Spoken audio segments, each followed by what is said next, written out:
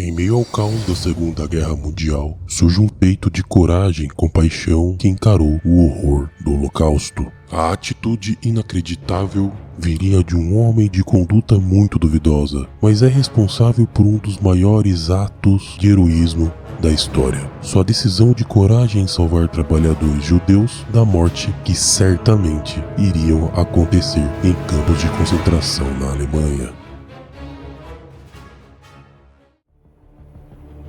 Olá pessoal, eu sou o Will, aqui do Urso Sábio. Estou feliz por você estar aqui. No vídeo de hoje vamos falar sobre Oskar Schindler, um homem que no meio do caos da Segunda Guerra Mundial emergiu como um provável herói. Mas antes de começarmos, gostaria de pedir um favorzinho. Se você gostar do vídeo, não se esqueça de dar like, compartilhar com seus amigos e, é claro, se inscrever aqui no canal. E também ativar o sininho de notificações, para você não perder nenhum vídeo futuro. Agora sim, sem mais delongas, vamos direto ao conteúdo.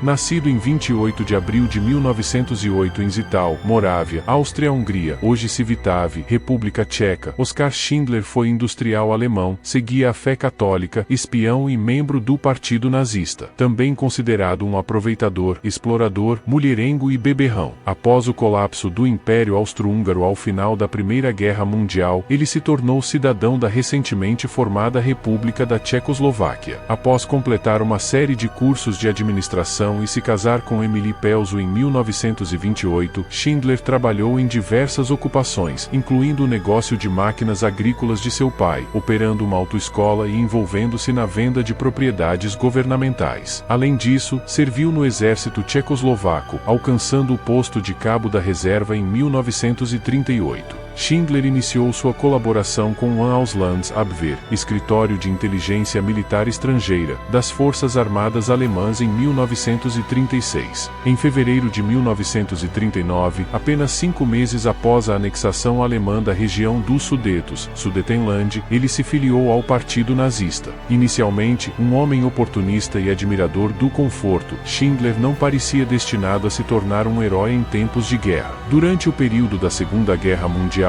Schindler emergiu como um salvador notável ao resgatar mais de 1.000 judeus da deportação para Auschwitz, o maior complexo de campos de concentração da Alemanha nazista. Essa ação extraordinária e altruísta contrasta com seu passado, destacando-se como um dos atos mais notáveis de coragem e humanidade em meio ao horror do Holocausto.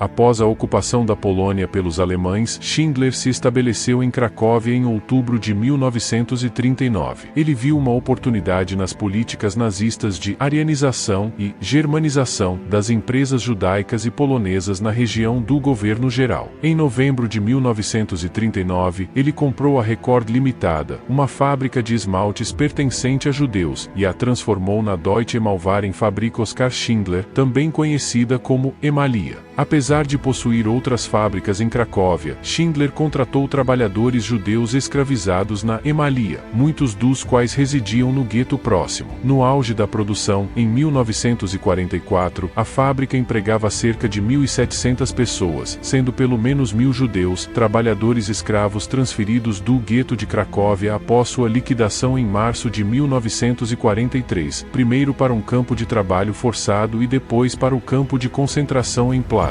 Desde março de 1943 até a transformação da Emalia em um subcampo no ano seguinte, os prisioneiros judeus que trabalhavam lá viviam nas condições brutais do campo de concentração de Plaszow. A transformação moral de Schindler se deu de maneira gradual, ele já se sentia horrorizado diante dos maus-tratos impostos aos judeus e com sentimento de piedade e compaixão, constantemente o levava a intervir em favor de seus trabalhadores, usando suborno e diplomacia para garantir sua segurança e evitar deportações pelas SS até o final de 1944. Para garantir que seus trabalhadores judeus fossem considerados essenciais para o esforço de guerra, Schindler adicionou uma divisão de fabricação de armamentos à Gemalia. Durante a liquidação do gueto de Cracóvia em março de 1943, ele permitiu que seus trabalhadores judeus passassem a noite na fábrica, oferecendo-lhes proteção contra as atrocidades nazistas.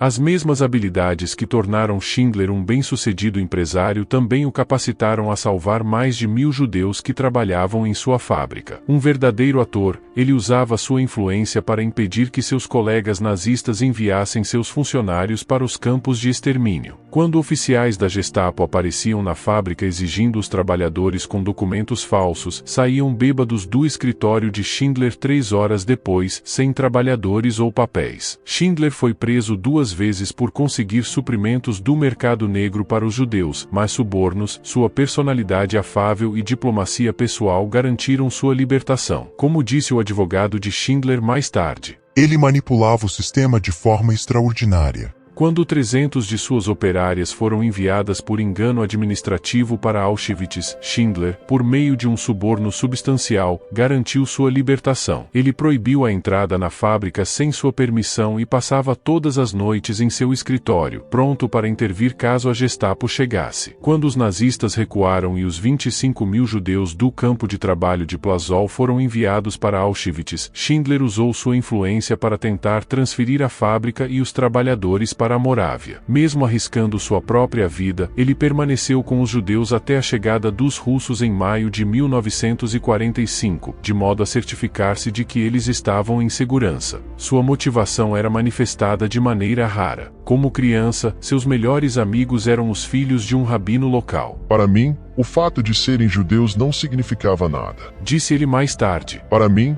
eles eram apenas seres humanos. Quando questionado sobre sua mudança radical de opinião, ele simplificou. Eu acreditava que os alemães estavam errados. Quando começaram a matar pessoas inocentes, decidi trabalhar contra eles e salvar o máximo que pudesse. Ele conhecia seus funcionários e os tratava como seres humanos. Muitos ainda se perguntam por que esse improvável herói sacrificou tudo para salvar vidas. Mas para Schindler, que começou a ajudar os judeus antes mesmo da maré da guerra mudar, era uma questão de consciência. Nas palavras de um homem que ele salvou: eu não sei quais eram seus motivos, embora o conhecesse muito bem. Perguntei a ele e nunca recebi uma resposta clara, mas não me importo. O importante é que ele salvou nossas vidas.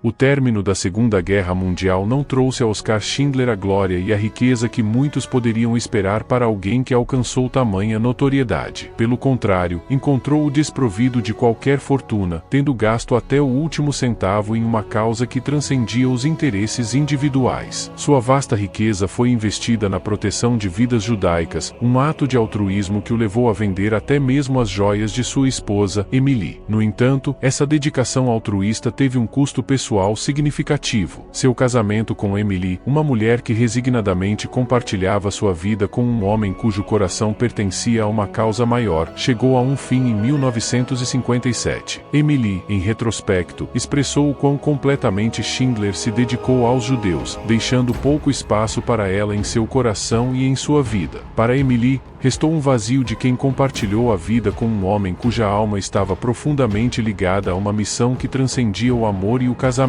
Após o fim da guerra, Schindler foi confrontado com o desprezo em sua própria terra natal, a Alemanha. Suas ações desafiaram o autoengano coletivo de uma nação que preferia ignorar seu passado sombrio e as atrocidades cometidas sob o regime nazista. Seus empreendimentos pós-guerra não alcançaram sucesso, e ele enfrentou dificuldades financeiras e o ostracismo ostracismo social. No entanto, os judeus que Schindler salvou não o abandonaram. Reconhecendo-o como seu redentor, eles vieram em seu auxílio nos momentos mais difíceis, demonstrando uma gratidão profunda e duradoura. Uma organização judaica financiou suas tentativas de recomeçar a vida, primeiro como fazendeiro na Argentina e depois em uma breve incursão na indústria do cimento na Alemanha. Esse apoio financeiro não era apenas uma expressão de gratidão, mas uma manifestação do profundo respeito e admiração que os judeus tinham por Schindler. Ele se tornou um símbolo de esperança e heroísmo para muitos que reconheciam a singularidade de seu sacrifício e dedicação.